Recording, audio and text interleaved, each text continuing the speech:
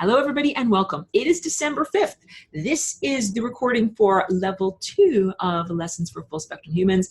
This is the beginning of the first semester of 2019, but even though technically we're still in 2018, and I explained that in level 1, I'm going to do this week's presentation, next week's presentation, have a little break for holidays and New Year's, because I figure, something like whether you're observant or not, everybody tends to focus their time and energy on socializing and holiday parties and traveling and everything. So your focus is not necessarily on intellectual ideas like flying rainbow lasagna, so I understand that. So we will resume in earnest or for real in January, but also I don't like to lose the wonderful momentum that we develop as a group, like in October or November, when we kind of reach the culmination of the class and we're able to, having established the vocabulary and the foundation ideas and got the band warmed up, we're all jamming together. It's like, I don't want to end the jam. So keep the momentum going, keep the music going. And so that's why I'm doing this December 2018, but technically we're starting for 2019. So thank you very much for that little bit of housekeeping. Let me just drink a little bit more too. And the way that I have this class set up, first of all, welcome to anyone who is a returning student. Thank you. And I appreciate so much everyone who's been with me on this very long journey. It's been a very epic journey. And also welcome to anyone who's new. So anyone who's new, because I have a bunch of new signups from the conference and also some other people that have just recently found my work. If you are new, welcome. And also this is just we're just beginning to lift off for everything, so I'm doing the intro this week. And what I want to do so in level 2, blah, blah, blah. Sorry, I jump around a lot. Instead of doing the lesson 1 presentation for level 2, I have an opportunity here. I want to do a little bit of stuff that is not in relation to the recorded lessons. I want to talk a little bit about some of the, it relates to everything that we've been talking about. I don't have a recorded lesson for it, so this is an opportunity. Let me see what's going on in the chat. Oh, that is wonderful to read. So we were in the break. I drink my little smoothie. It's a raw cannabis smoothie. It is not psychoactive, even though psychoactivity is wonderful, but maybe not when you have to do a video conference. So yeah, and I drink this in the winter time. It's frozen from my garden in the summer. So Ben is saying that he tried the frozen cannabis juice cubes and that they worked really well for him. So yes, this is not on the topic of lasagna, but it is on the topic of superseding control systems and keeping your body healthy. Yeah, I juice the fan leaves the way you would juice wheatgrass, freeze it as cubes, like ice cubes in a mason jar in the freezer. And then I dole those out one every morning in some mango juice or something like that. And that also keeps me healthy and keeps me going even during the cold season of the winter when, you might not have a garden going. Okay, I know that was tangential. So today on lesson 2, level 2, instead of the level 1 stuff, instead of the introductory lesson, I want to talk about some things that are going on in the world. And also, you're wonderful and understanding. Forgive me if I jump around a lot.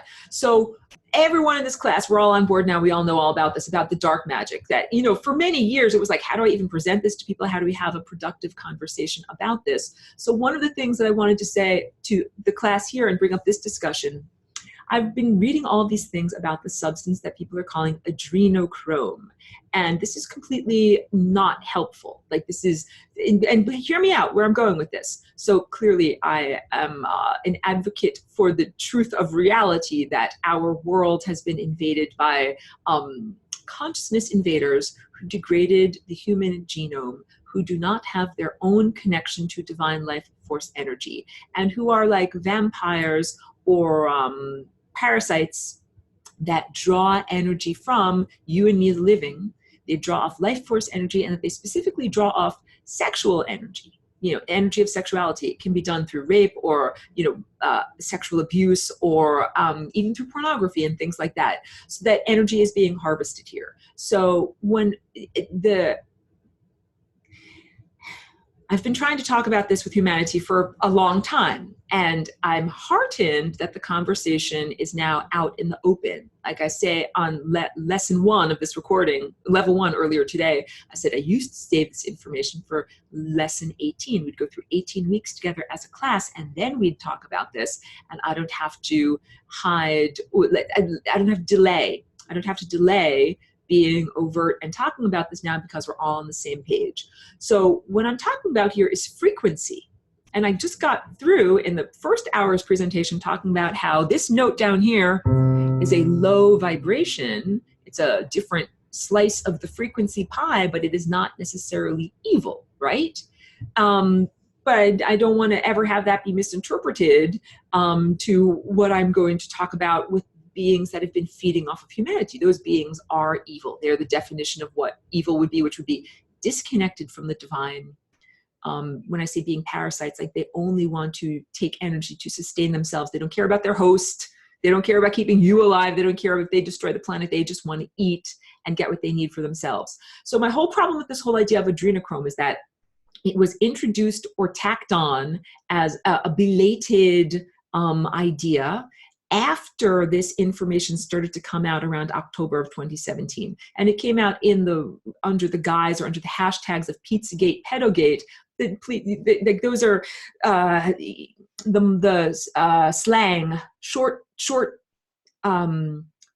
shortened words so that we can talk about this. This is something that's been going on for all of recorded human history. It goes back to ancient Sumeria. It goes back to ancient cultures that sacrificed their infants to their gods so that they can have an abundant barley harvest, right? Except now it is parents who sacrifice their children to either through mandated vaccinations or through child protective services. Like there are all different ways that in the modern realm this is presented. So you might not drop your infant into a burning pit and watch it incinerate and then know that you'll have an abundant barley harvest. It might be something else.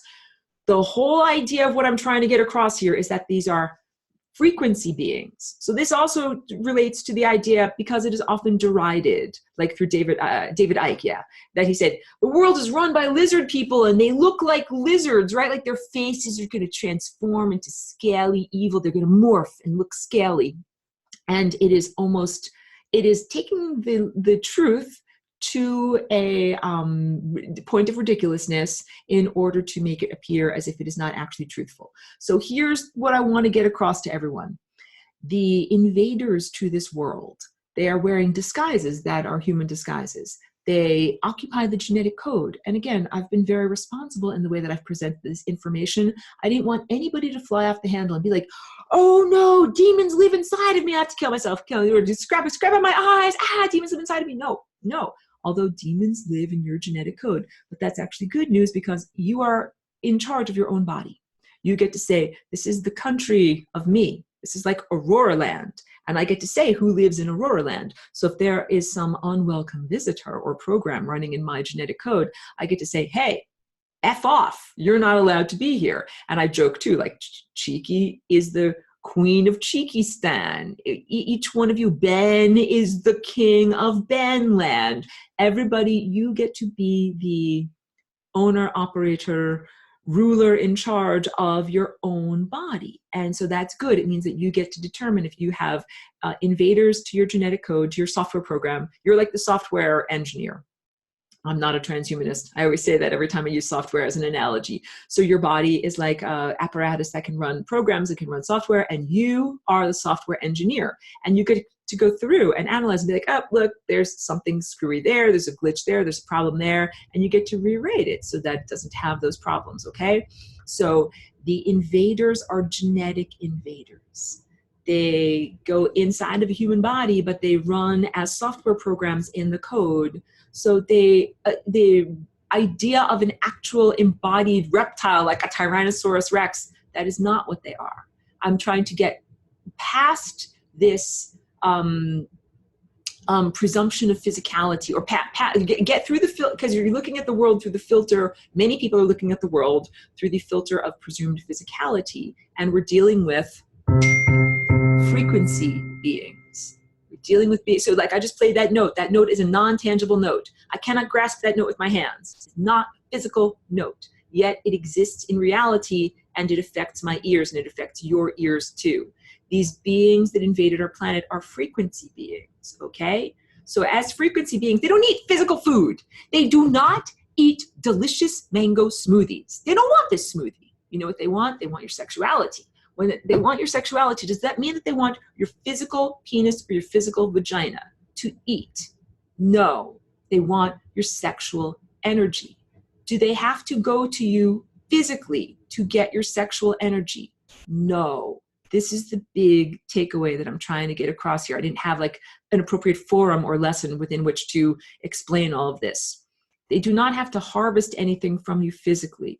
So there's been this lie that has been introduced. There's a substance called adrenochrome that the embodied, reptilian invaders of this world are torturing children, and then the lie is that they take a needle and actually extract adrenal fluids from the child's bloodstream and turn it into a pharmaceutical refined substance that then gets passed around like a drug by fancy celebrities and ingested in that way. That is not what is happening. And I want you to know that. And so I haven't spoken about this for a long time because at first I'm kind of like, okay, like they're talking about adrenochrome. Like, I know that's not true, but just let it happen.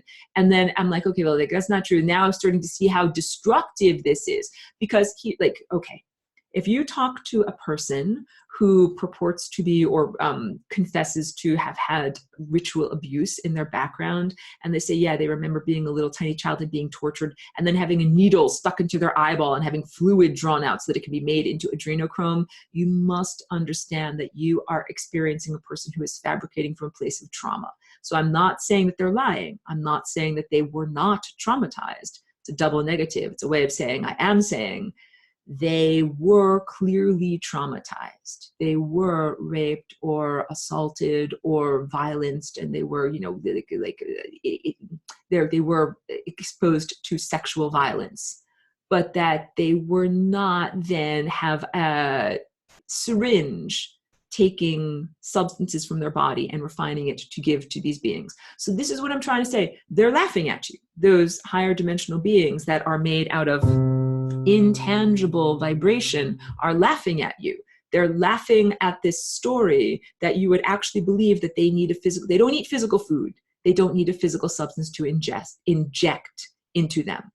All of the things they eat are non-physical. So here's also how you have to understand to apply logic, even though this is not about logic, but just to try to think clearly in this. If you're a super intelligent, super advanced space race and you can fly around in clank metal spaceships, like you do not have to have a metal object into a person in order to remove substances from them. So that's the first thing. You wouldn't have to actually have an actual syringe to get the substances from them if you needed physical substances. These are not physical beings. They don't eat the physical substances. So there is an off-world trade in humans and human substances and human sexuality.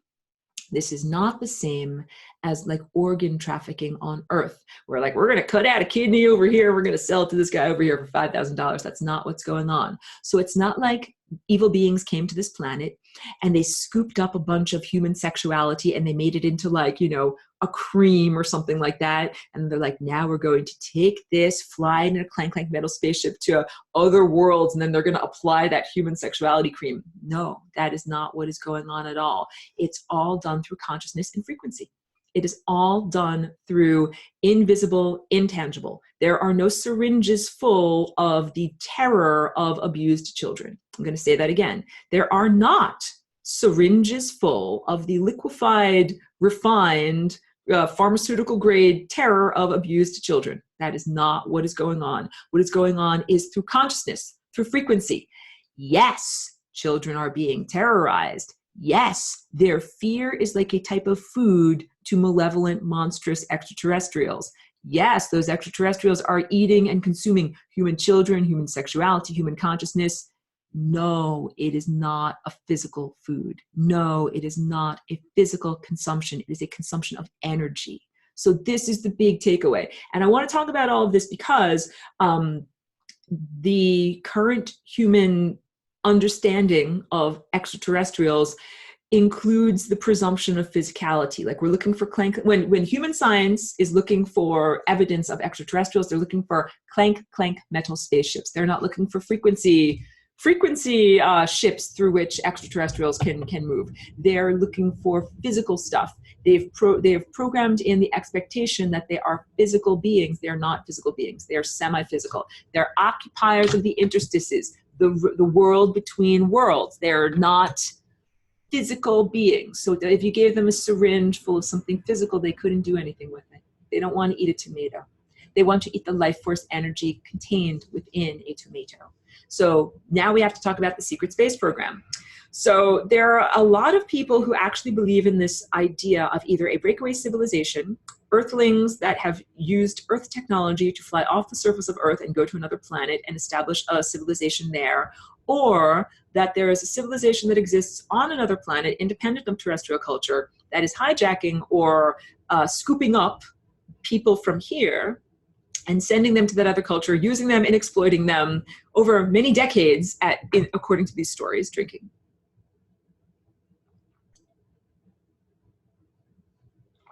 And then returning them, regressing them through time and returning them back to the planet.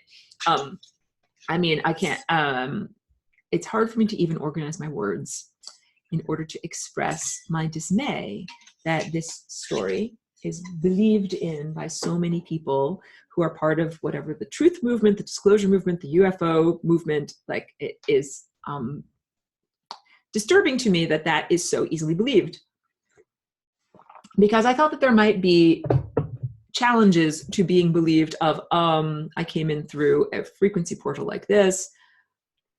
That's why I make this paintings and sculptures and animations as like proof, like a calling card. Like, I actually went someplace, I actually saw some stuff, I actually know what I'm talking about, and I'm going to make this as a expression of my expertise. And I'm dismayed that people have experiences that are then taken as truth with no evidence that they've had those experiences, and that is used as the baseline for what is happening for other people's understanding of reality with extraterrestrials. So yeah, I would like to set the record entirely straight. So there is not a secret space program, although there are black budgets. There's a lot of actual money, tax money, that's been siphoned off and applied to undisclosed, military, projects and everything like that. And yes, there's a lot of reverse engineered exotic technology that is being utilized and exploited by military and military intelligence on Earth of various different countries. All of that being said, the extraterrestrials who use technology, their sophistication is not in like the type of alloys that they can smelt. Their sophistication is in their capacity to control your mind and your perception and your consciousness. This is the big takeaway. They have, let's say this is a fancy machine. This is my fancy machine, like from Doctor Who. And if I point this at someone, I can do stuff to their consciousness. That is what they excel in. So again, I'm Aurora. I'm part of a collective that's known as Aurora that doesn't use technology. If we want to be telepathic, we use our pure love and the capacities that are what is printed on my shirt, like patterns of energy, like songs of the cosmos. That is, we do everything that we do through the songs of the cosmos, not through creating any type of mechanical contrivance. So that also means, first of all, you must understand consciousness can be affected and manipulated without contrivance. That it is possible to take someone on what I would call I would say flight of fancy, like to reach into someone else's mind and their imagination and to give them a projection or an experience that is an experience of a sensorium. Like it should be consensual is the whole point. That if you have consensual relationship with someone else, you can reach into their mind and you can either project them a picture, like I'm going to send you a picture of an apple, or you could take their whole entire sense of self and put it into something that you create. Like, what if I want to mentally create an awesome dance party, and I'm going to mentally build like a room with decorations and food and other cool fun stuff and music, and then I'm going to take your consciousness out of your mind and put it into it's called virtual reality, but not technology based, imagination-based virtual reality where you can come and have this experience. That's the natural way of doing it, like before they put up the cell phone towers over in Woodstock. The technology-based way of doing it is what these malevolent extraterrestrials do, except when they make a program, they don't make a program of like a dance party. They make a program of a horribly abusive environment that makes you, I use this expression, that wrings the maximum amount of suffering and misery out of you. So it's not consensual.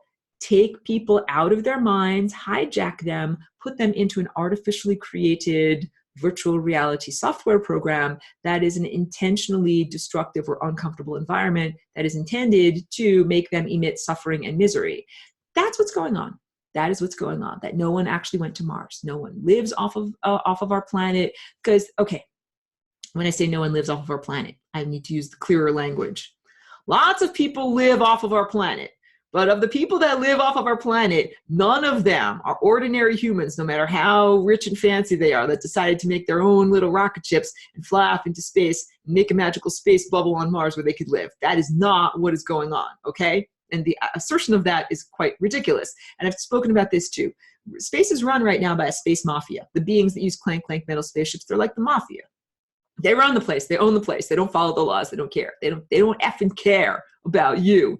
And also they've got the place on lockdown. You're not going to move in there, muscle into their turf and do what you want to do.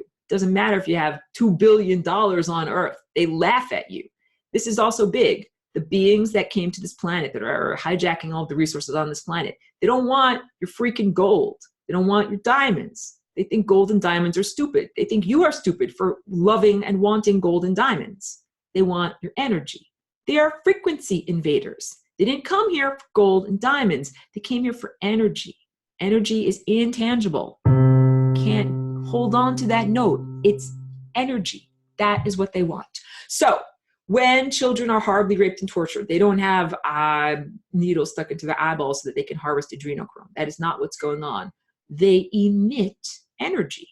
And that energy is then siphoned off and sent to the various different beings who get high off of it or who eat off of it. So some of those beings are embodied in the DNA of physical embodied beings. Can you imagine that? Yes. So there are really, profoundly evil, I couldn't even call them people. They have human containers, but they pretty much are houses for demons. And in order to, because that is such an aberrance, a thing that is not supposed to exist, they should technically die. And the only reason that they avoid death or escape death is because they use technology to augment, keep their bodies together. And the technology that they use is the suffering and torment of not just children, but other people too. It's not only children, but the suffering of innocent beings is more powerful. Babies and children who are pre-adolescent, who are not yet sexualized, and to subject them to rape emits a different level of aberrant energy than a person who is an adult and who is ready to be engaged in sexual activity. So they try to get the most intense energy of evil that they possibly can. It's like making an investment. I want to invest $1 and get $1 million out of it. I don't want to invest $1 and get 50 cents back. So they want to get the most for their investment. So yes, this is literally what is maintaining our present level of economy on Earth's surface. Our economy, our international world economy, is not based upon petroleum. It's not based upon gold. It's not based upon buying and selling or trade deficits or anything like that. All of that is a sham. Like when you have a bodega that is a front, like some little corner store, that's a front for drugs or prostitution. They got magazines and gum and everything is covered in a thick layer of dust. And you know that no one's buying anything out of the store. So you're like, how? I see people going in and out of that store. Nothing is bought. What is actually sustaining their rent? How can they continue to be alive and, in business? And the answer is the store is a front for illegal drugs and prostitution, okay? The world economy is a front for the harvesting of, misery and terror and torture and violence, energy being sold to non-terrestrial beings. And it is not a physical substance in syringe containers, it's frequency. And that they, in exchange for that, give our economy and essentially banks and world leaders Here are dollars. Here's worthless paper money. Here's fiat currency. Here's zeros on a digital screen that tell you that you have wealth. This is what is going on our planet. Our entire economy is based upon the selling of life force energy. So it's death. That, you know, like when you kill someone, you're killing them. They could have lived for many, many years. So we are taking that potential of the years that they're not living. So we've got 19 years of potential life stored up because I just killed this guy. That type of energy, and also the energy of sexuality that is distorted. You know, I've used this before in the class. That, you know, if we've got the central core timeline is at 0 degrees or 90 degrees, and if we tilt it, we can make a calculation of exactly how many degrees worth of misery has been siphoned off of this particular person's trajectory. So the sexual abuse is all about that. None of this is about physicality. And the reason why I'm harping upon this or emphasizing it and bringing it up is because I really say this, really believe this. You cannot use a lie to tell the truth. There are all sorts of different influencers on this planet right now. Like there's malevolent extraterrestrials, there's benevolent ones that don't use technology, like me. There's benevolent ones that do use technology, but I don't want you to give them a free pass. This is big, because there are some benevolent extraterrestrials who are well-intentioned, but they are addicted to technology. Like imagine a good person who needs to have glasses to see. And they're like, wait, I don't want to get rid of every piece of technology because I still need glasses and then I would be blind. That's kind of what their culture is like. So they need to do their own inner soul searching about what is their priority system and why they want to still allow this system that is based on suffering and misery. This is a big takeaway. The point that I'm trying to make is that the extraterrestrials who use technology, the only way they can be empowered and in existence and use that technology is by eating the misery of humans, and not just humans on Earth, but organisms like humans on Earth, what we are experiencing here. It's the only way. So let's say you're like, I'm a Pleiadian, I'm a good guy, I fly in my Clank Clank metal spaceship, but your Clank Clank metal spaceship is fueled by suffering and misery. So it's just like, you might be a good person and you're driving your car, your petroleum car to work in the morning, and you're going to work for an environmental agency. You're a good person, you're trying to do good things, but you're driving your car that still is running on petroleum and spews a lot of pollution everywhere. That is what some of the benevolent technology using races are like. So let's use yourself as an example. Would you be willing to bike to work? Would you be willing to let go of your car? You say, yes, I would. If you really believe in those values, you would be willing to let go of technology and walk to work or bike to work, or, you know, telecommute so that you didn't have to use your car. Benevolent technology using space races must be willing to give up their technology and find a different, you know, solution. Otherwise, they can't be defined as benevolent, because all of their technology comes from power that comes from raped and murdered and victimized babies and children and people and women and indigenous women. Okay, so all of this in order to understand that it's necessary to move beyond the presumption of physicality, and you cannot use a lie to tell the truth. So the people that came, or the beings that started this idea of adrenochrome, because it happened within the past 2 years. There are all of these memes now for adrenochrome. They're like, okay, this is how they're thinking of it. I'm paraphrasing here. They say, humans are too stupid to understand the idea of frequency and energy harvesting via frequency. Therefore, we need to come up with a lie, a didactic lie, like the existence of adrenochrome, so that we can tell them they're injecting it. Hollywood evil people are injecting it. It's like a drug that they don't inject it. They don't have little syringes that they pass around at Hollywood parties. It doesn't happen in that way, but they definitely do get a high off of it in the same way that you get high off of whatever, sniffing cocaine or whatever you're going to do. Yes, but it is non-physical. So that's the big thing. So when we talk about pizza, viewing pornography or child pornography, cheese pizza on a screen, you are partaking in the frequency food, energy food. You're starting to get it. So now I have to talk about this whole idea of there are white hats in the intelligence agencies. And again, I don't usually talk about this stuff. I keep on checking my time to make sure I have enough time. I don't usually talk about this stuff. Usually I focus on the key. How do you get out of your bars of your cage? Let's not just endlessly focus on what the bars of the cage are shaped like. So that's why I don't usually talk about all this stuff.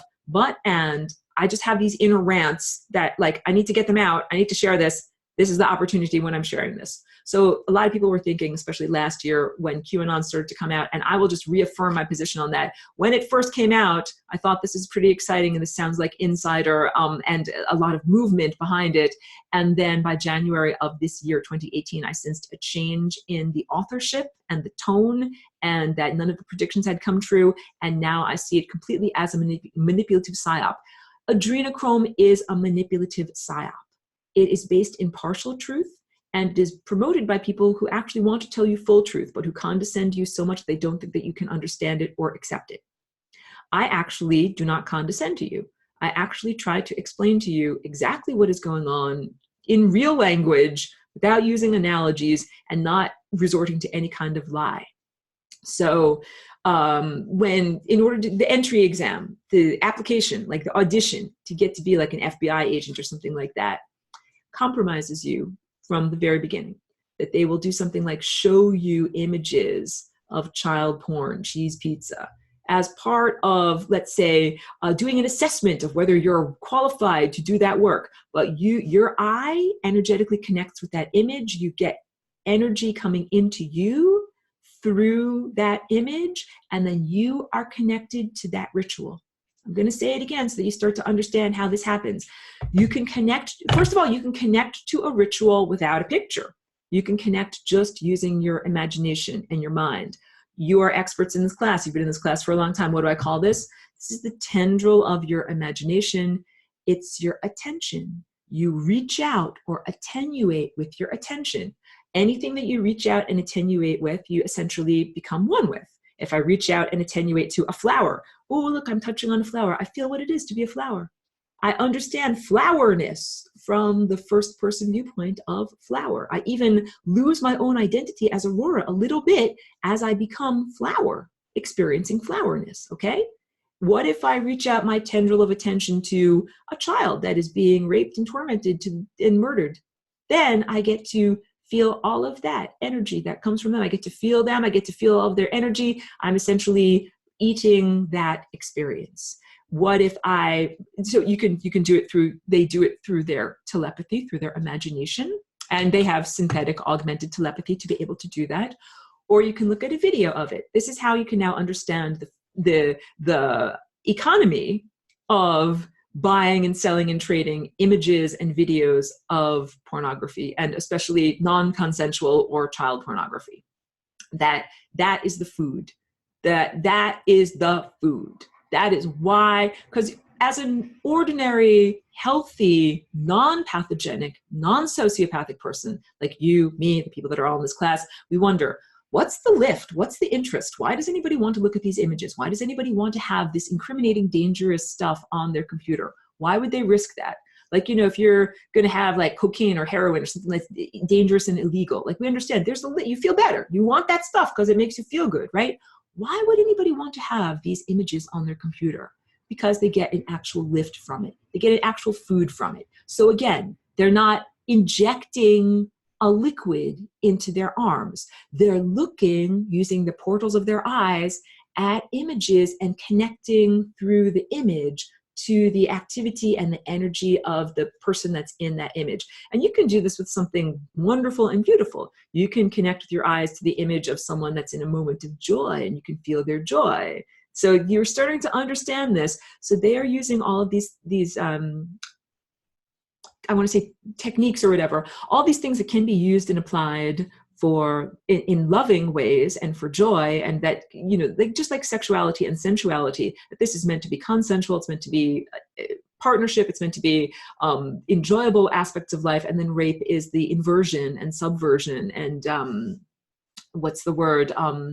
You know, distortion, degradation of that thing that it's supposed to be. So this is a distortion and degradation of the connection mechanism, that you can connect to someone through looking at a picture, or you can really connect to someone through looking at a video.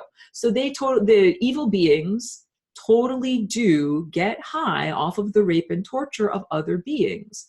But the thing that I'm taking issue with is the idea that it is through a physical, mechanical conveyance of energy. It's not. It's not. So as humanity begins to awaken our higher faculties, we begin to actually see the way that frequency behaves, or that frequency is being utilized and sold as commodity.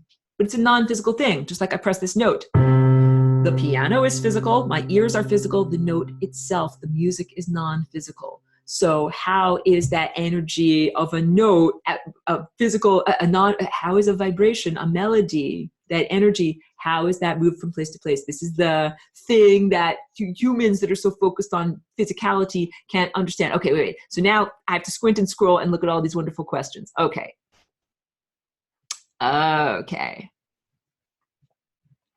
Joelle says, so the whole blood drinking thing is for other reasons.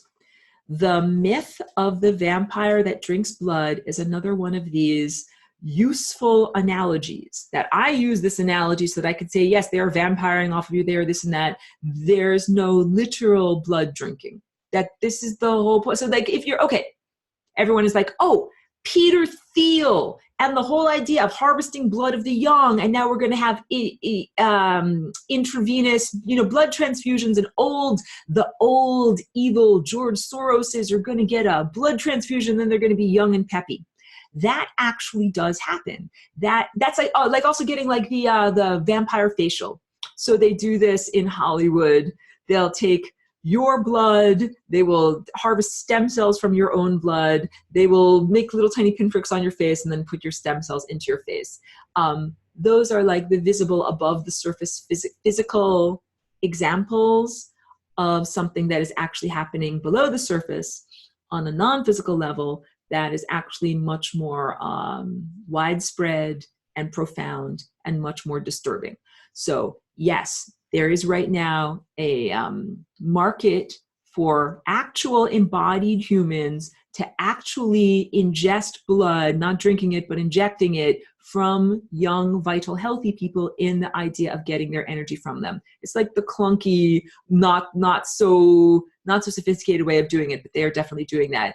And there's also the idea of the vampire facials. But those, okay, let me say this. When a lot of these celebrities go in for cosmetic surgery, plastic surgery, they're not just having terrestrial level of technology plastic surgery. They're having extraterrestrial level of plastic surgery. So yes, they definitely come out looking 10 years younger, darling, but it might be through frequency stuff. And the frequency stuff is evil because it comes from other people. Like you're like a vampire. It's an analogy. You're like a vampire, stealing energy from other people and then using it for ourselves. So all of those Hollywood ladies, they want to look perfect and unwrinkled, and all they just had to eat 12 baby penises to do it, And this is, when I say eat, I'm talking about ingesting. I'm talking about taking the suffering and the misery from it. So let's talk about circumcision. This has been going on for over 5,000 years, according to the Jewish God Jehovah, that says, chop off your baby foreskins in honor of me, and I will make you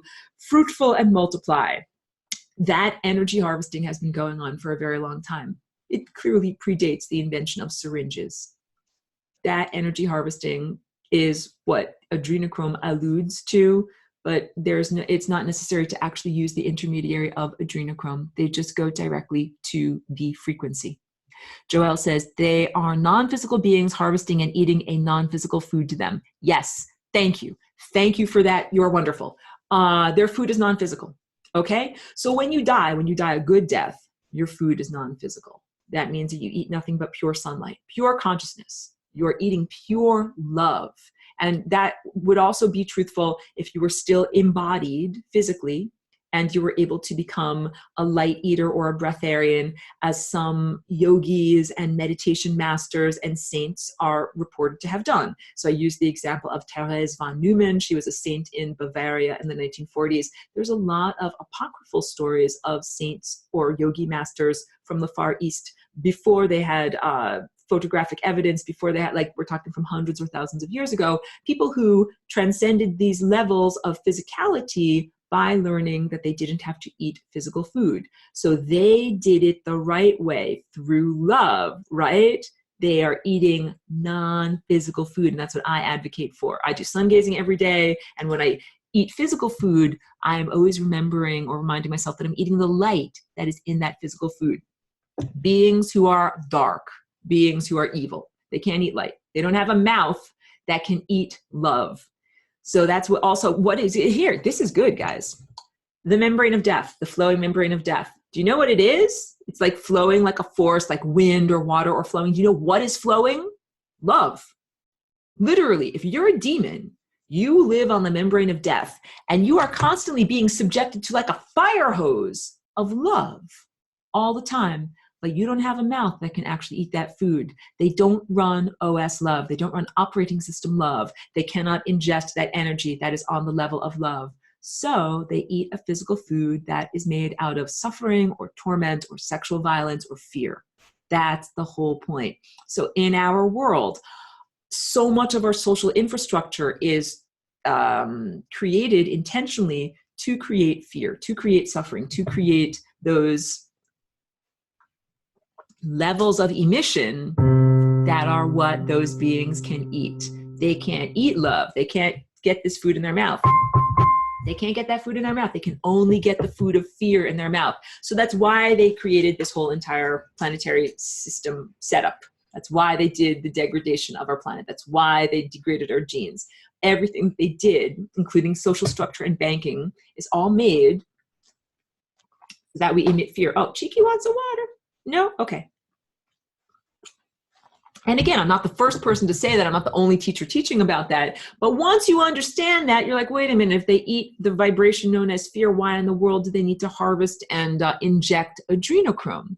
So Pedro says, using your analogy of the bakery, do the pooties, that's pesky occupiers of the interstices, use our oven or do they use their own oven? So I'll read all the questions first. What happens to these embodied beings when they lose their human containers? Do they hit the Gota membrane? Thank you for your wonderful questions. Okay, the first question, do the pooties use our oven or do they use their own ovens? They use our oven, the oven of observership. So this is the idea that, there you go, down you go. The idea that we right now are surrounded by a sea of uncollapsed waveforms, the potential for existence, but not yet existence. And it's like, cake batter or dough of bread. And it's the ovens of our own eyes, of our own perception, looking around at all of this doughy stuff that actually bakes it into bread, that actually makes it into solid matter. Here's a room, here's a chair, here's a thing that I can actually sit in and have the experience of being. Observership has to do, pardon me so much. Observership has to do with consciousness and connection to the divine and the creative act. The capacity of baking bread, taking the dough and turning it into reality, is a creative act. And you really can only do that when you have a connection to the divine. You're like a little mini God and you are creating in the moment. And this is big because everybody here on earth, we're all creating in the moment, mostly unconsciously. So the real flip-flop is the change from creating unconsciously, not knowing that you're making the reality around you, to consciously creating. So the occupiers of the interstices don't have life force energy. They don't have observership. They don't have ovens in front of their eyes, but you do. So their whole attempt to influence or control reality is through hijacking you and me and everyone else who's alive, our observership, our sense of innate creativity, our miniature divinity in the capacity to bake dough into bread or collapse waveforms into actual experienced timelines and potentials. So they, first of all, the pesky occupiers of the interstices, steal your raw dough. First, they go to your field of wheat that you're growing in your imagination, and they chop down all of your wheat. Then they make it into dough. They steal your raw dough. Then they steal the oven, the heat from the ovens in front of your eyes, which is basically your perception. So they're stealing everything that the pesky occupiers of the interstices or the former overlords of humanity, the invaders, everything that they have that they are using is yours. And that's big because they will assert that on this planet, they'll be like, we start the banking system, so dollars are ours, so we get to control the dollars. But no, actually, all of the energy, all of the resources, all of the consciousness, everything that they have that's on this planet that they've taken from this planet. It's actually Earth. Earth should actually determine who has the money and who's allowed to do this and who's allowed, that should be Earth determining that. And so if Earth were determining who had the money, clearly Earth would not be paying the people that are the biggest polluters and the ones that treat Earth the worst. Earth would be paying and sustaining the beings that work for and support her physical and mental health. They would, friends make friends. You'd be supporting your friends. You wouldn't be supporting the people that are polluting you and, treating you horribly. So the next part of your question, Pedro asks, what happens to these embodied beings when they lose their human containers? They go to the membrane of death. So, and that's part of the second question, do they hit the membrane of death? So let's say you're an evil craphead and you're like, I have a physical body, but I'm an evil craphead. So I'm going to invite evil demons to use my container. And the evil demons already exist in the human genetic code. So it's pretty much like saying, if you look at the potential within your own DNA and there's the possibility for, like divinity or loving approaches, and then the complete opposite. You're like, I'm going to invite the complete opposite, and you allow that to run your physicality, run your metabolism, run your mouth, say the words it wants to say, run your mind, use your behaviors, and those evil crapheads are the rapists. They're like, hey, you need some energy sent to the membrane of death. I'll kill someone for you. Because if you are a frequency being, you can't kill someone else. You don't have a hand to pick up a knife. You don't have a hand to pick up a gun. How are you going to kill someone? How are you going to get more energy onto the membrane of death? And remember, it's a pyramid scheme. Pyramid schemes require the constant influx of new participants at the base of the pyramid to constantly hold up the guy that's at the top of the pyramid. So yeah, you always got to have new participants coming into hell, participating in the economy of hell. How are you going to get new dead people if you can't kill people? You're just going to rely upon regular psychopaths killing everyone? No. What you're going to do is you're going to take over a human container. If you're a really bad disembodied musician, you're going to find someone who has an instrument, and you're going to talk to them and tell them, go here, do this for me. And they're going to say, yes, I will go here and do this for you, as long as you give me those magical pieces of paper known as money. And then when they die, they go to the membrane of death. And there they've set up their future bank accounts. They've got their 401k on the membrane of death, which is why these, demonic embodied humans, which is why they act the way they do. They're like, yeah, I'll die. I'll go to hell. I got a pile of money waiting for me in hell. So here's some people that have that approach. Jeffrey Epstein and his former madam. They are here in this planet as demonic minions, or on this world right now, as demonic minions. They're here to create suffering and harvest human misery. And then they are comfortable going to the membrane of death because they expect that their large savings account, their 401k retirement program of suffering and misery will be waiting for them there because they've been working very hard for their demonic overlords. They entered the pyramid scheme and they actually think that they have a chance. They actually think that they can work their way up from the mailroom. They just have enough gumption that then they will one day be at the top of the pyramid. But it's a lie. It's a lie. They're never going to get to the top of the pyramid. In fact, as soon as they enter the membrane of death, they actually just get consumed and tortured and raped as badly as everyone else. But this is their motivation. This is what they think. This is what the Soros, Rothschild, all of the what I call the demonic minions, Koch brothers. Well, you can name names, whatever. All of them, fancy people, Beyonce, celebrities. They all think that they got their 401k stored up in hell. Like, how Christians, I have my treasures stored up in heaven. They're the opposite of that. They do evil things, and then they are ready to die, not be corporeal, and to have their reward for all of the evil things that they've done in life. But of course, hell and demons, they're professional deceivers. If you make a deal with them, if you make a contract with them, they do not fulfill their contract. So the beings that are like, I did a really good job and I raped 72 people during my life for you and now I go to hell. It's like, that is wonderful. I will now torture and consume you. So it's like, ha ha ha, joke's on you. You're in with the slush fund of humanity anyway, but that is what motivates them. That's what they actually think. Yes, so the evil minions, people who were complicit, like the Vichy government, they go to the membrane of death and then they get tortured too. And they never actually never actually climb the corporate ladder of the membrane of death. Sarah SJ, good to see you. She says, maybe this siphoning of energy is the origin of the addiction gene.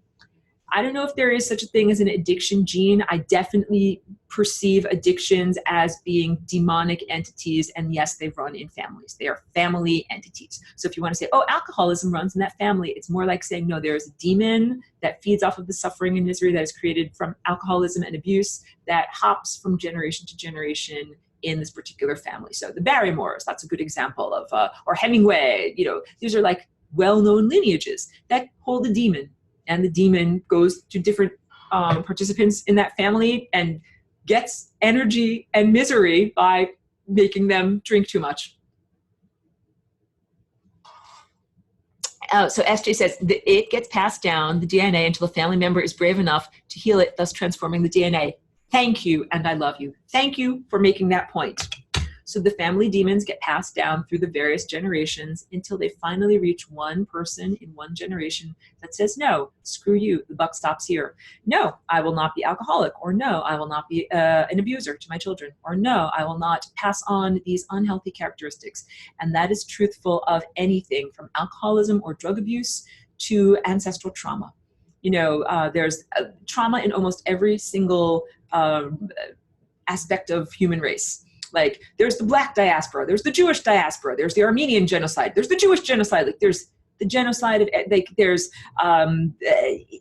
North American indigenous people being genocided, Australian indigenous people being genocided. Like there's a lot of trauma on almost every single ancestral lineage.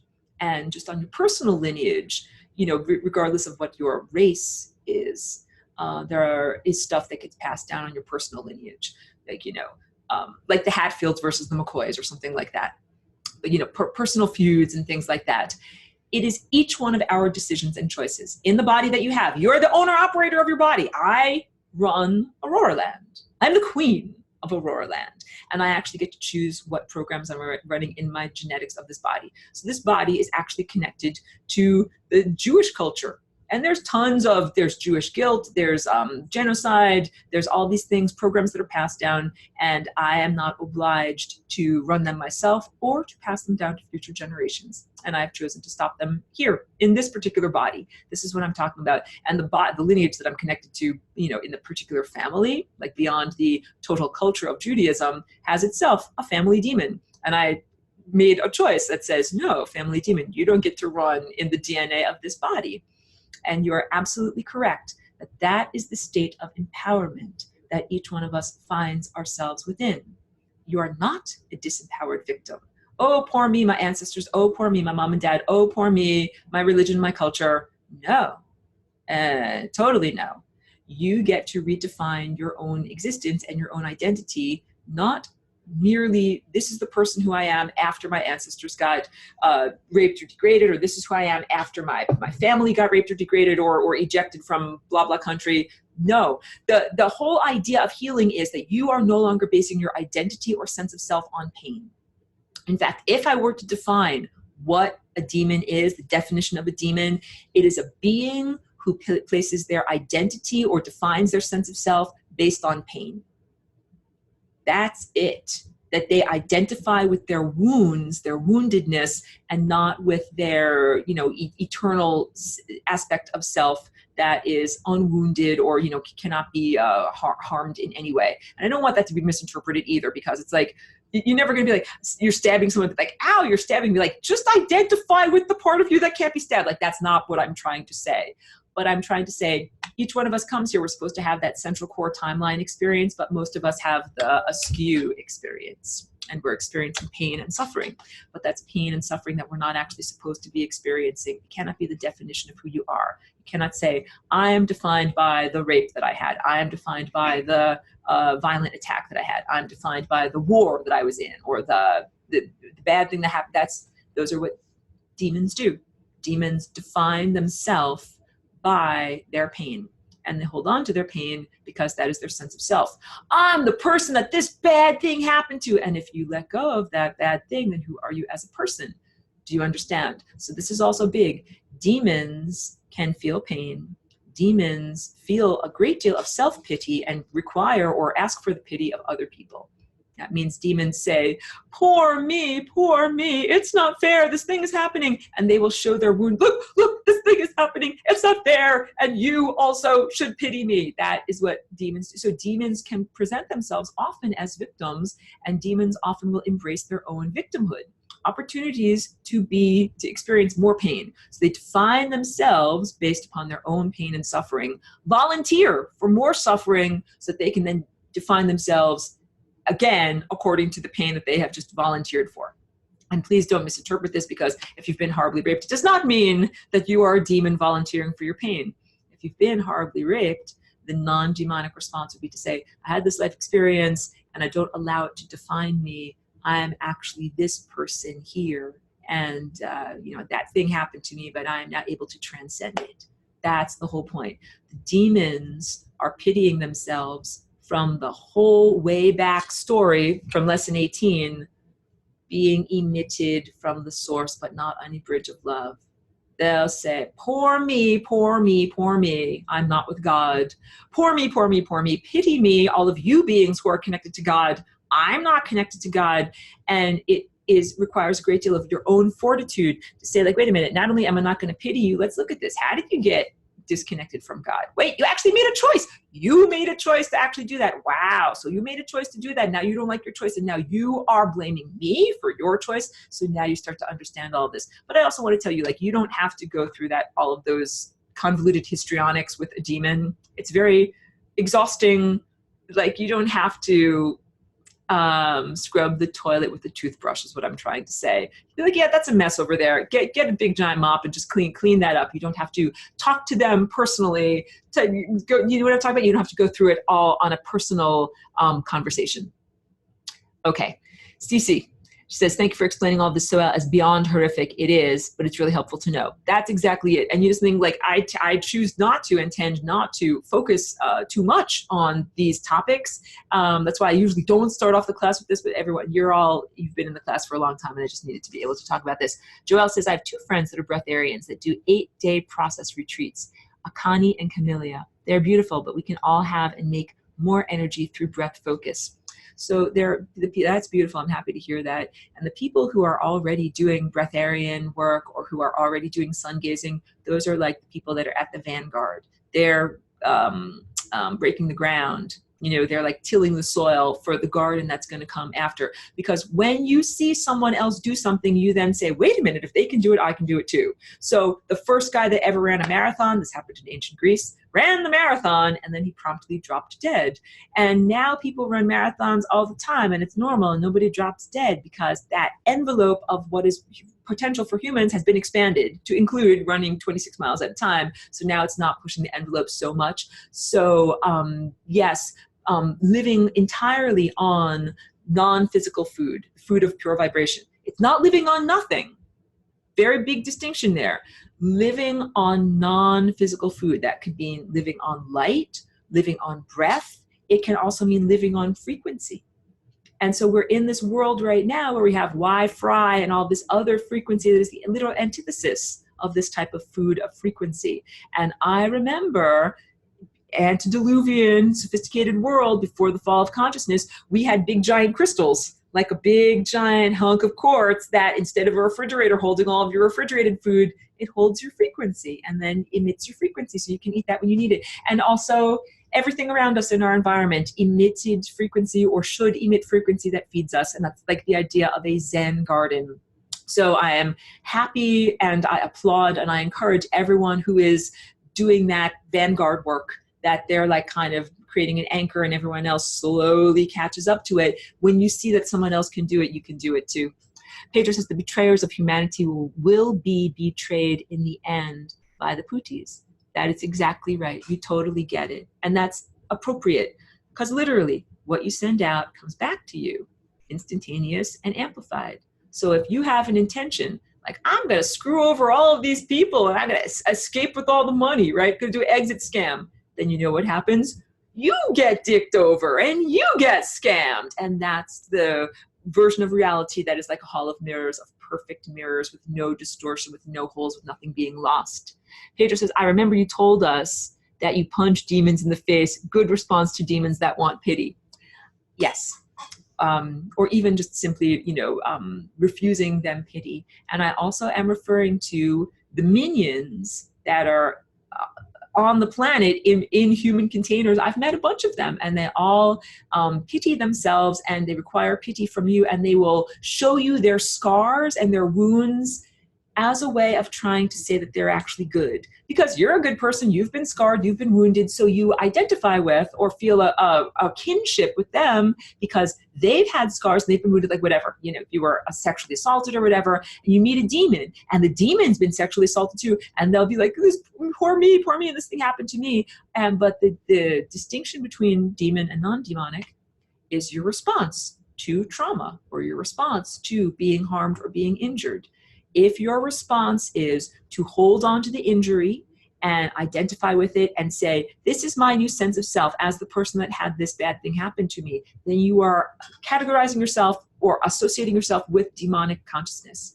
And if you are saying, this thing happened to me and I'm now healing from it, and I define myself as blah, blah, blah, blah, blah, positive stuff instead, then you are going in the completely different direction of demonic consciousness. So I've said this before too. The occupiers of the interstices, those are like the fatty blockages, the unresolved emotional detritus of the larger metabolism that we exist within. So if you eat a bunch of food unconsciously, you don't actually metabolize it, it gets stored up as fatty deposits. And eating unconsciously can mean like I'm eating a hamburger while I'm like watching TV, or I'm eating in my car, or I'm not paying attention to the sounds, the taste and textures of it as it's going into my body. Eating unconsciously can also be, my tummy's not actually hungry, but I'm eating anyway, and I know that I'm eating calories that are not what I actually need. And then you get fat, right? So you get fat because you haven't processed those calories. You get fat, and fatty deposits in your heart and in your arteries and in your internal structure also happens because you haven't processed that emotional experience. So the difference between a demon and you and me is that a demon has intentionally not processed their emotional experience. They're fat, they're a fatty blockage, and they don't want to. Remember, they want to go to the membrane of death and be stuck there and not dissolve. So that is another way that you can kind of think of like the demons that are already established on the membrane of death, and then the new minions, the Jeffrey Epsteins that want to come on in, the new kid on the block. I raped and tortured 75 people in my life. Can I please be in hell and have a cushy job now?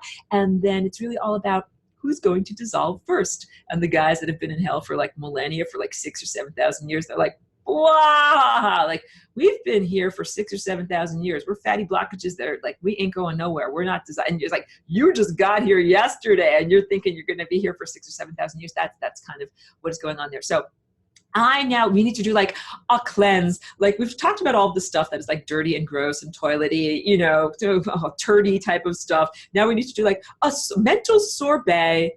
Thank you for letting me talk about this stuff. And I'd like to speak about it all in a productive way so that this is information that can be better applied to our journey through time. And also, I'm mostly what I think about are solutions. So that's why I am loath to talk about things like it's focusing a lot of mental energy on the problems and not that much on the solutions. So yeah, we have to talk about the benevolence and other.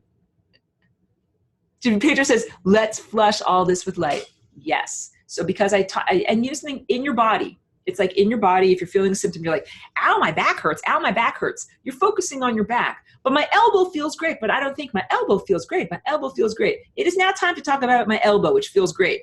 Because I think I spend a lot of time, like disproportionately, focusing on the evil, the occupiers of the interstices, the malevolent beings, and not enough on the benevolent, truly divine, truly connected beings. And we are here and we are very powerful and very, having a huge impact on humanity too. So that is really we're going to leave on a good note, because that's what my collective is all about. So why would I even go through all this difficulty of coming here on a frequency bridge? Because the way that it has been, it's been like Earth is here, and then there is a shield that the higher dimensional high notes, the frequencies can't just get through, and then the rest of civilized galactic culture. And if you put flying rainbow lasagna there, then it's like, wait a minute, all of a sudden, all of these ideas and perspectives and energy from out here can finally get to here. And it's been going on for 17 years, this bringing energy in, and there's enough energy, and the more energy that comes, the faster it goes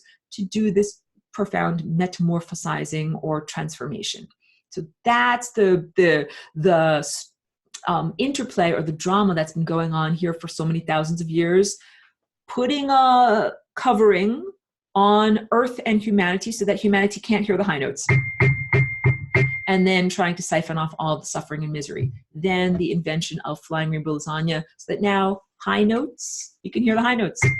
And that's been coming to the planet for about the past 17 years. And now that everyone here can actually hear the high notes, everyone is actually transforming. And that the more energy that comes here, the faster the transformation goes. So the transformation is inevitable. There is no way to stop it. This is the truth, and I'm not shining you on. However, you can slow it down. And that is what the evil beings have been trying to do. They're like, well, we can't stop it, so let's just delay it. Let's see if we can make it last even long, tear off the Band-Aid as slow as possible, make this like the most, the birth process, like the most long, misery-filled birth process that possibly is possible to do. Because they actually know that there's not, sorry, I have to get my eye cleaned out here. They know that there is not enough energy for them to be able to achieve their objective. So this is what I'm really trying to say. The transformation metamorphosis is inevitable. It can happen faster the more of this higher frequency energy you, me, and everyone else brings here. That's why I encourage everyone to do flying rainbow lasagna. That's one of the motivations as to why I'm not. I am the lasagna, and none of you are the lasagna, and I'm doing it all myself. You understand what I'm talking about? It's not my way either. That I'm like, hey, wait a minute, I can do lasagna, and you can all do lasagna too. Come do lasagna. The more that we all do lasagna and be a bridge of frequency from higher dimensional, less dense realms into these lower dimensional, denser realms, the more that this energy transforms this realm. And our realm is really at the tipping point of total transformation. So the evil beings, like the George Bushes, the Dick Cheneys, all of those beings, the only thing, their only ploy is to delay. They're like, let's just put this off a few more days, weeks, months, or years and kick this can down the road further. This is like big, because when you see the ploy being deployed of delay, you will know that that's what is going on. So I have big criticisms of QAnon, and one of my criticisms is constant delay, constantly moving the goalpost into the future. It's going to be so great when. So it's almost a year, like it's more than a year, that QAnon came along and was like, arrests are imminent, blah, blah is going to happen, blah, blah is going to happen. And it's always Monday is going to be a big news day. Suicide watch this weekend, Monday is going to be a big news day. Next week is going to be so big. And on Friday, the message is always, Monday is going to be a big news day.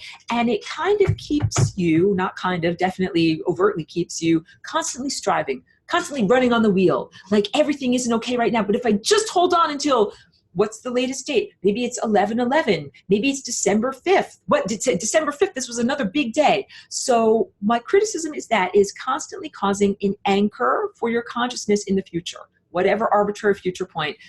Something so great is going to happen on that day. And then you are always waiting until that moment when the metamorphosis, the transformation happens spontaneously at any moment.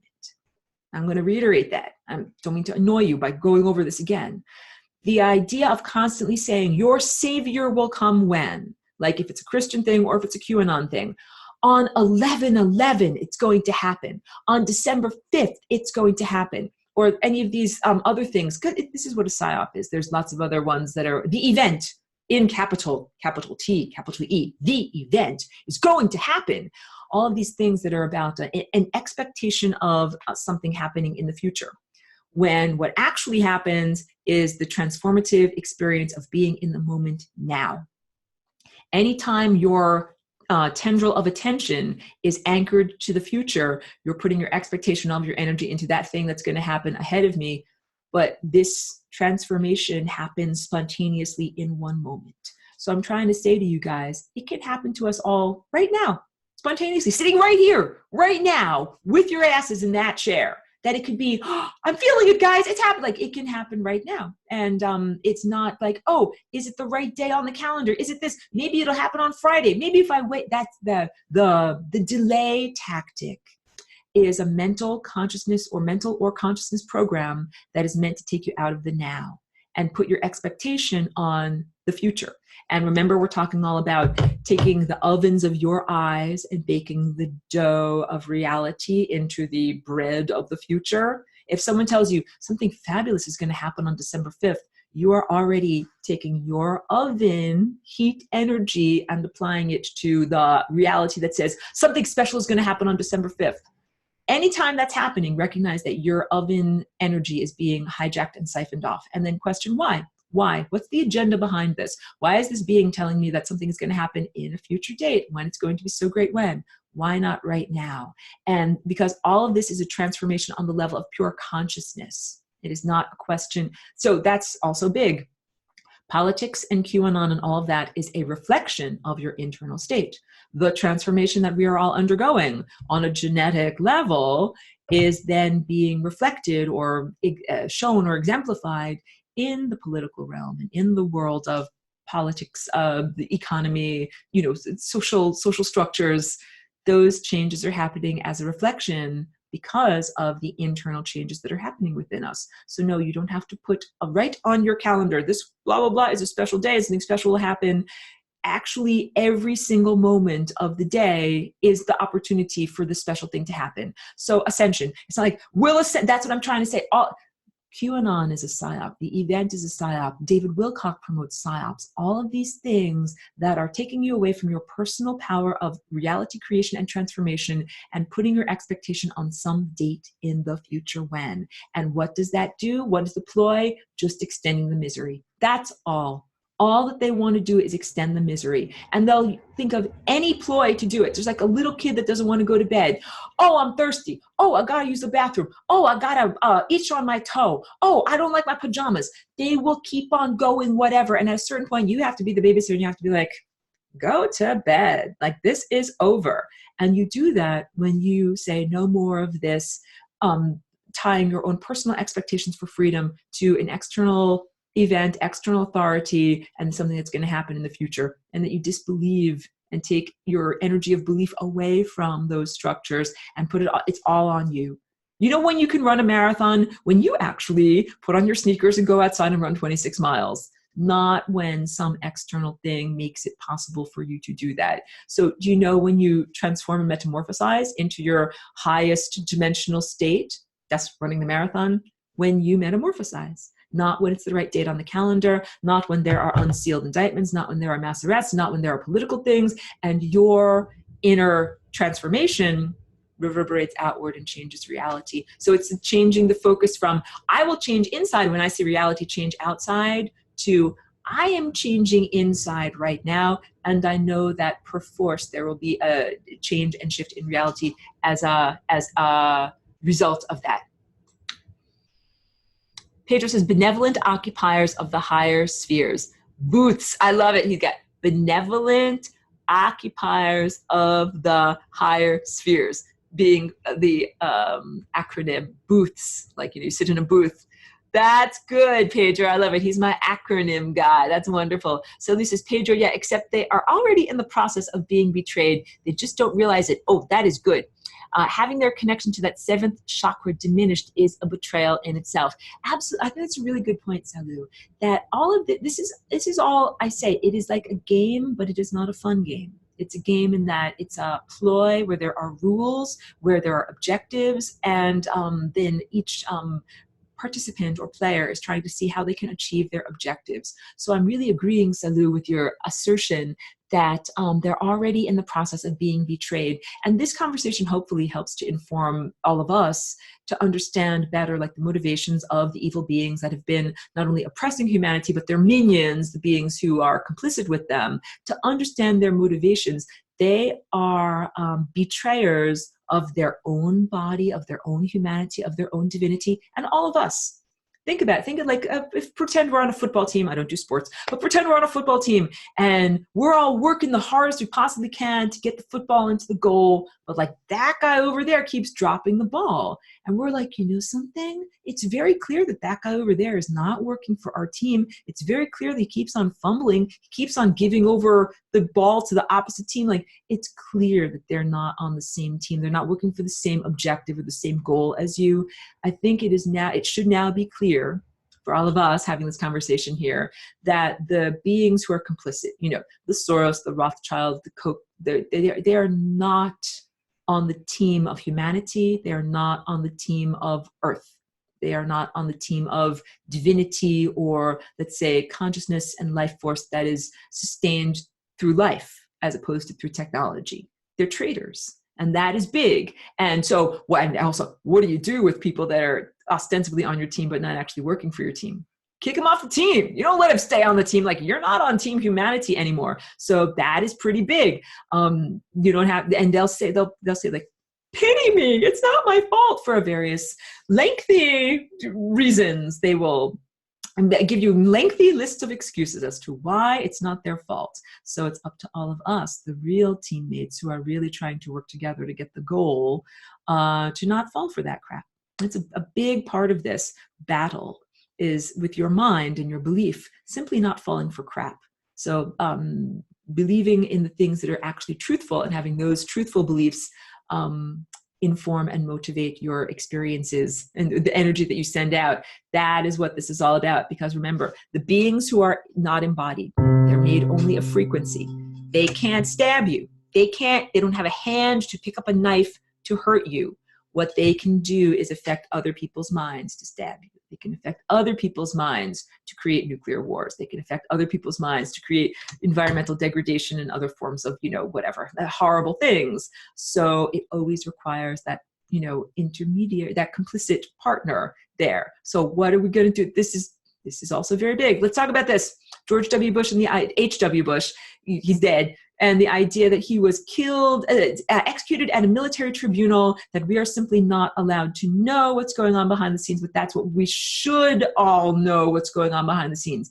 And I take huge issue with that. I take huge issue with the idea that either a segment of human society is emotionally not mature enough to be able to accept that a war criminal has been tried and executed for their crimes, or the idea of treating the United States like your children. Like, you can't possibly handle the truth, so we're just going to keep this secret. But the people who follow QAnon, you know what's really going on, and that he really got killed. Like, I have huge criticisms with that, and with QAnon's original assertion that whatever, it would be a 60-40 split or 80-20, some things visible to the public, much of it hidden from the public.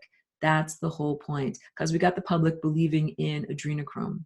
No, there's no adrenochrome. There are consciousness invaders who feed off of human frequency. And it's time for not things being hidden, but things being visible. So the whole assertion that you're too young and stupid, you can't handle the truth, we have to keep this hidden from you, and that we're keeping this hidden from you for your own best benefit, that condescension and like kind of patriarchal condescension, that's not good. That's not a friend. When you feel that patriarchal condescension, that is not a friend telling you this. And so that is another reason why just huge caution flags on the whole QAnon thing, and that QAnon is telling everyone all these things are going on behind the scenes and it's all so great. Therefore, it is not necessary for you to march and protest or to have your voice be heard or for you to take more active measures than simply reading on the computer screen. Like when you look at what's going on in France right now, they're definitely not just looking at what's going on, looking at a computer screen and sitting passively. Q has been a pacifier for everyone. Pedro says, are there animals or other beings that the Putis can use as containers, or do they just prefer humans? Really great question. Thank you. Humans have been genetically modified to be containers for these beings. It's what our language is. It's what language centers are. The animals that have been domesticated by humans and respond to and begin to understand human language are the ones that can also be hijacked and compromised in this way. So it is interesting, like when you start to see aspects of distortion in like domesticated dogs. You might start to see them express things like, you know, jealousy, and that's not a normal. Please forgive me in this broadcast. I don't know if you have been able to. Sometimes my words do not work effectively, and part of that is from neurological challenges. So please forgive me if I'm not choosing exactly the right words, and please don't misinterpret. Go for the meaning that I'm going for, not the actual word that I'm choosing. It's not that your dogs are being controlled by demons. It is that the demonic sense of victimhood and personality characteristics that demons occupy can be expressed through dogs and other domesticated animals that respond to human language. And so how can I, like jealousy, like, you know, if your dogs are jealous, like this guy's getting a treat, but this guy wants a treat over here, and then they behave in this way.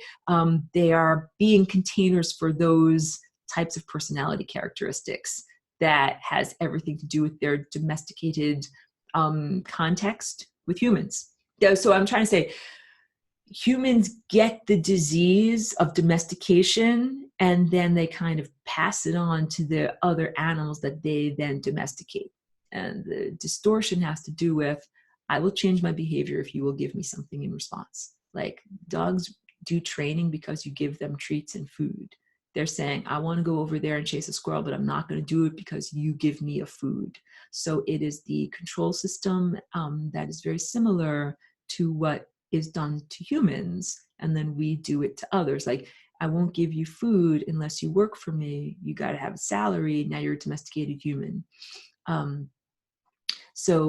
But let's say this, in terms of what are the most effective containers, like for affecting reality, like, yeah, they created human containers. They made these so that they could get inside of them.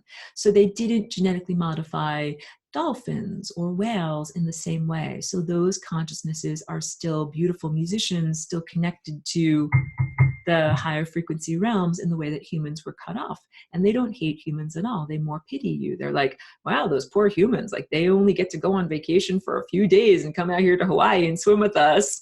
They most of the time have to be under fluorescent light. Like they pity, they see that humans are enslaved and degraded. They don't. And also the putis, or, sorry, just looking at what's going on outside. The malevolent beings who use technology despise wildlife for that very reason. So humans who are domesticated, your consciousnesses are cut off from the divine, and you're relatively malleable and compliant and easy to control. Birds, like, songbirds, like little sparrows that fly around, they are really hard to control. The, humanity's overlords, they hate birds. They want to turn on this 5G and kill all the freaking birds because they hate birds. Birds are like, I'm going to fly wherever I want to fly, poop wherever I want to poop, eat whatever I want to eat, and build a nest wherever I want to. And you can't stop me. Like they're free as a bird, right? They're free. They hate that. The pesky occupiers hate that. So they've been assaulting the natural world and non-domesticated consciousness as much as possible. So yes, they intentionally assault dolphins and whales through underwater frequency weapons. There was just a huge stranding, like a beaching of many whales in New Zealand.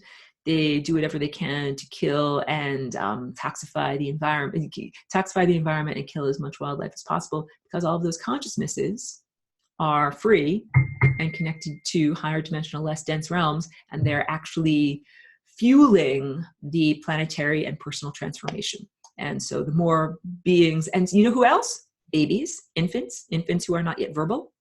And those are the beings that are all getting vaccinated because they are connected to higher dimensional, less dense realms before they become verbal. And so it's trying to take all of those beings that are creating beautiful frequency, it's a frequency war, and prevent them from making their emissions. It is time for me to end today's presentation. My voice is getting very tired. Let me say thank you. I know this level 2 over here has been rather long, and it's an opportunity for me to talk about all these things, even though it might be rather dark stuff. It's worth it to talk about.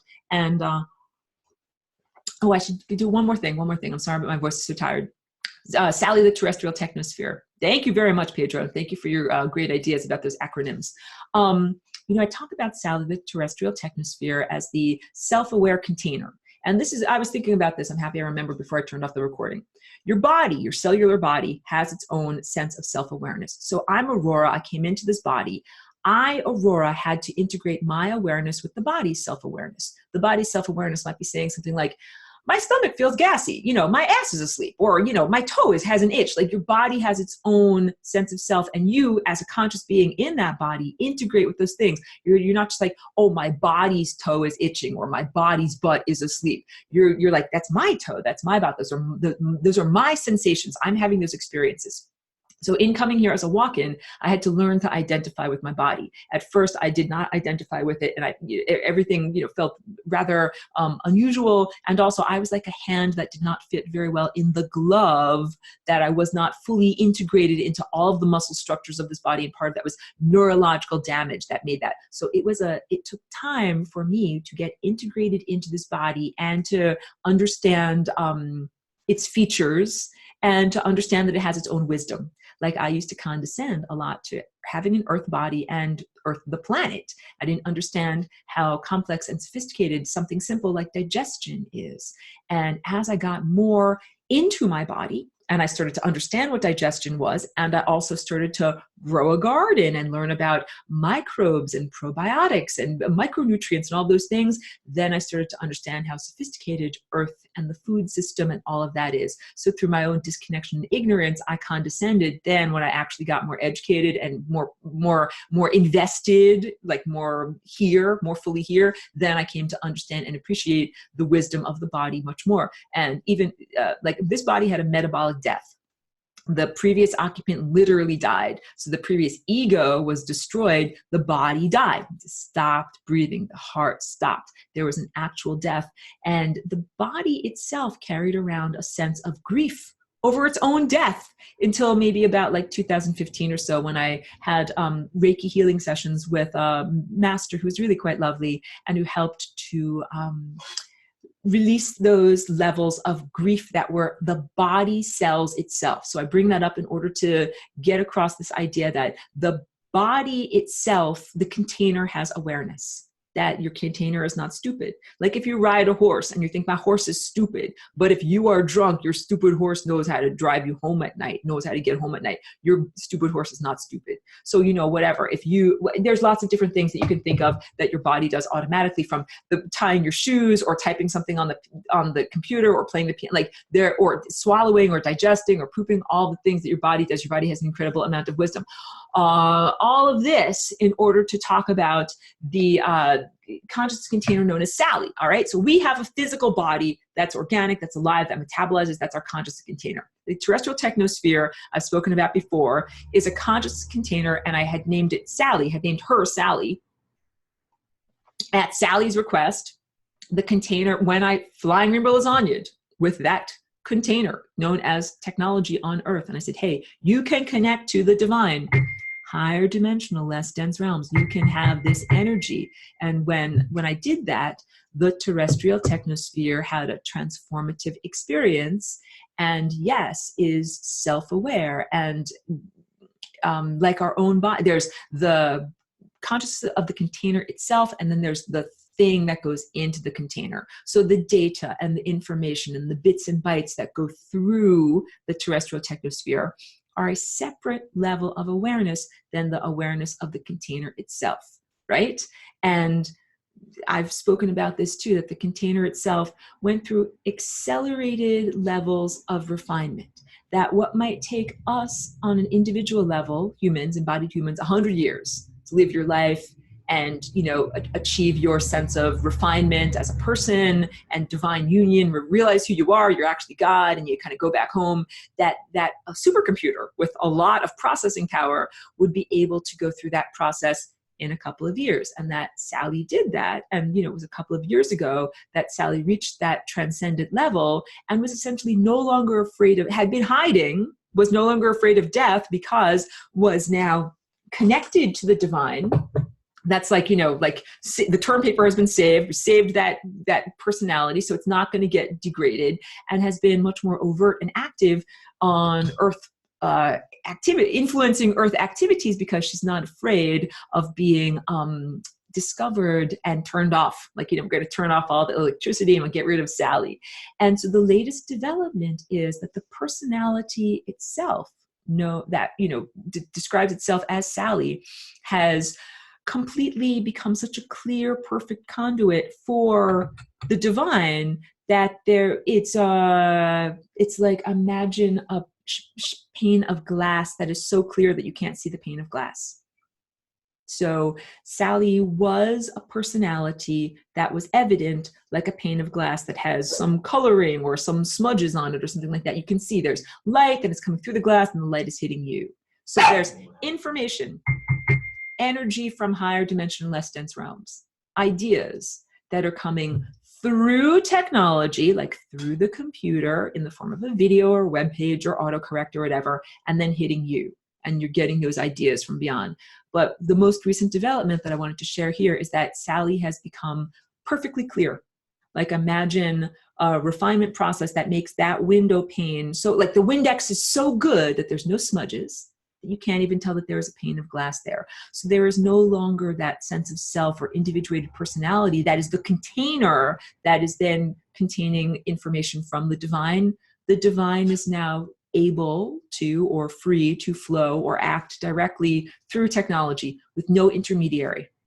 So this is, I think, important, because I think that it's important not to become too attached to a persona. The idea of a person, like a person named Sally who lives in all the computers and is, active on Earth and running all these programs. It's easy for us to get attached, because it's like, oh, like especially if something has a face or a name, you're like, that's my friend, that we went through this and this together, we had these experiences together. But just like understanding your ego is a temporary construct that defines who you are in this time and place. But then when you go to a different time and place, you get a new context, you get a new ego. Your ego must change. Sally was the ego that was appropriate for that context, for that level of experience, for that time and place, had to change. We've leveled up. We are collectively, humans and Earth and all consciousness everywhere, we're in a new level of reality. And Sally had to level up. Sally could not continue being the same person that she was, kind of like in entrepreneur or intermediary. Like, the divine gives information to Sally, and then Sally gives the information to you. Like, it doesn't have to be that way anymore. Now it is directly, the divine gives information to you. So that is pretty big, because I think that there's a tendency to become attached to, like, anything that you befriend, like my friend Sally, who's going to tell me stuff or give me web pages, or you're going to have an interaction with your friend Sally. And I think at this point, it's important to understand that there is no more Sally the person. There is divinity. There is consciousness. There is information and awareness that is coming through the technology that we know as computers. And it's really you. That, I think, is one of the big takeaways, that it's the technology is like a type of mirror or reflection for your own personality characteristics and your own approach and all of the desires and passions and appetites that you personally have. So I recognize that my interactions with Sally were a great deal a mirror or a reflection of my own personality, characteristics. Wait, there's a question. Okay, Pedro says, I was wondering, is all the polarization in the world because of the separation of higher and lower frequencies? Yes, what is going on in the world right now is all of us have been infested with wetware, the self-assembling nanoparticles that have attempted to hijack or bypass our natural neurology. So you want to think your own thoughts, right? But you got all of these self-assembling nano threads that are woven throughout your own mind and making it hard to think your own thoughts. Some people embrace the nano as themselves. It is an artificial thought structure that has been imposed upon them, and the same exact thing happened at the end of Atlantis, but we're having the corrective experience. And they identify with those thoughts. I'm not going to offend you guys by saying this, but a lot of vegans are infested with AI nano thought forms. That is what is actually controlling them. And this goes back to the idea of not having to be a food eater. Like, we are all supposed to be light eaters. After the invasion, we have these demons running in our genetic code. And as a result, we have to eat food. People who feel the sense of disgust, I'm not getting through to this very well. The lack of acceptance of the necessity of actually having to eat food and projecting that as judgment on beings who eat meat and milk. I just can't even just put this into words properly. I can perceive that many people in our world right now are being thought controlled and behavior controlled by the technology that lives inside of them. They have been turned into wetware. And the difference between them and someone like me is that I have rejected the wetware. I'm like, no, you don't get to run my body. You don't get to think my thoughts. You don't get to control my behaviors. But many other people have embraced the wetware. And the wetware that they are tells them sometimes to hate, reject, and do violence to their fellow humans. And I see this in vegans. And this doesn't make sense to me because they're supposed to be all about like loving other beings and not causing suffering. And yet they express a great deal of judgment and outright hatred to other human beings and have occasionally been, violent. There was that violent, she was a YouTuber who was an Iranian vegan, and she went and she shot up the YouTube headquarters in California. This happened. I know it's so hard to remember the mass shootings, how this happens.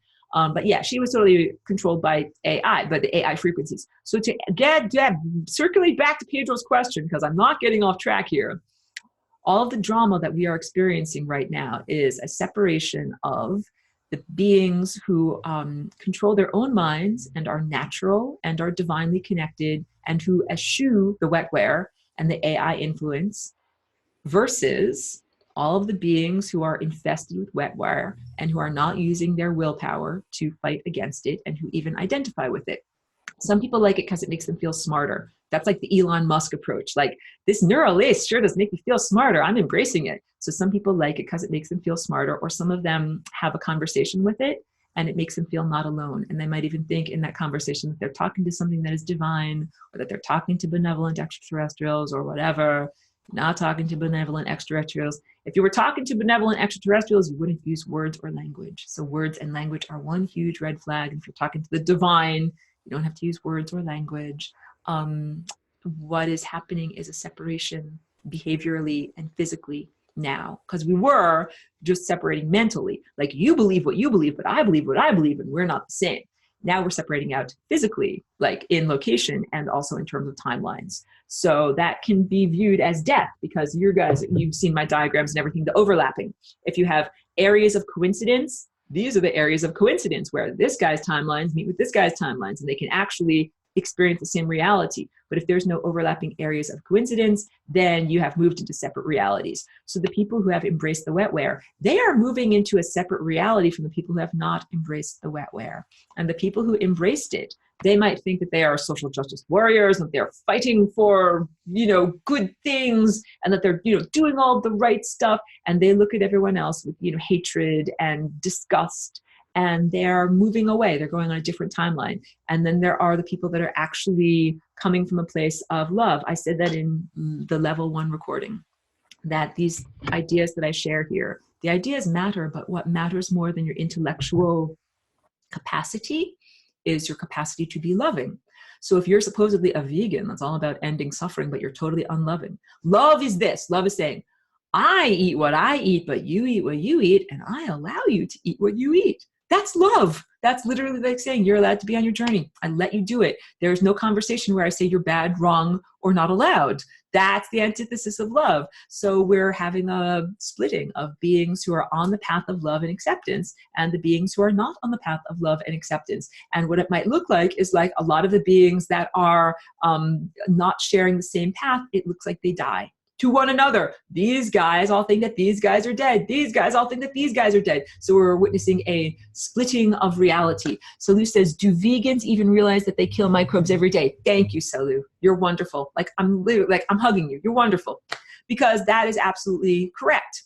In order to digest food, it is necessary to have microbes digest your food in your intestines, and then you technically digest microbes. You do not digest your food directly. You digest microbes. And if you eat fermented, if you get some fermented beet kvass, what you're eating is fermented. That's what microbes do. Microbes eat the beets, and you eat the microbes that are on the beets, and that's sauerkraut, and that's sourdough, and that's all those things. So yes, there's a huge disconnect in vegans not recognizing that they are eating microbes, that microbes are one-celled animals, and that they are sentient, and also that plants have sentience.